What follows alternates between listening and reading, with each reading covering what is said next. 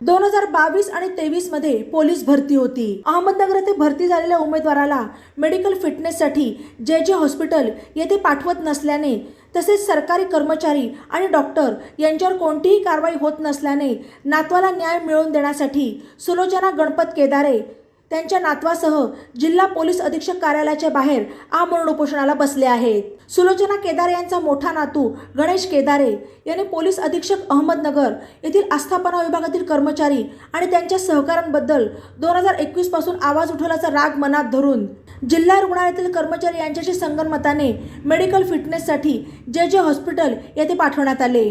सदर सरकारी कर्मचारी आणि डॉक्टर यांच्यावर अद्याप कोणतीही कारवाई होत नसल्याने उपोषण आणखी तीव्र करण्याचा इशारा सुलोचना केदारे आणि त्यांच्या नातवाने दिला। या संदर्भात नातू गणेश केदारे यांनी अधिक माहिती दिली। मी गणेश केदारे ठाणा जिल्हा। विषय असा आहे की मी आणि माझी आजी हिने माझा लहान भाऊ विक्रम याला अनुकंपातत्वावर हजर होण्यासाठी आंदोलन उपोषण केले। हे सर्व आस्थापना विभागातील सोनवणे याच्या विरोधात आम्ही आंदोलन केल्यामुळं माझ्या लहान भावाला अहमदनगर जिल्हा रुग्णालय येथील डॉक्टरांनी काय आणखीत केले। त्यांनी पुढील तपासण्यासाठी जे हॉस्पिटल येथे पाठवण्यात आले। तेथे आता आमचे आई व वडील दोघंही कोरोनामध्ये मयत झाल्याने काय आमच्याकडे त्या डॉक्टरांना पैसे देण्यासाठी आमच्याकडे कोणतीही सहाय्य नव्हती।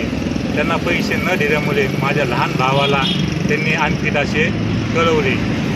मी पोलीस अधीक्षक साहेब यांना वारंवार विनंती करतो की माझ्या लहान भाऊ याला परत एकदा मेडिकल फिटनेससाठी पाठवण्यात यावे।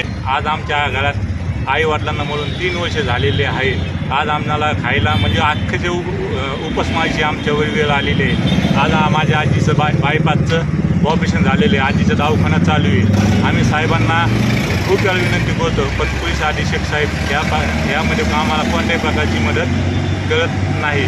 तरी आम्हाला न्याय भेटावा एवढीच आमची सर्वांना हात जोडून विनंती आहे। बातम्यांसाठी ई नवा मराठा यूट्यूब चॅनलला सबस्क्राईब करा आणि बेल आयकॉनवर प्रेस करा।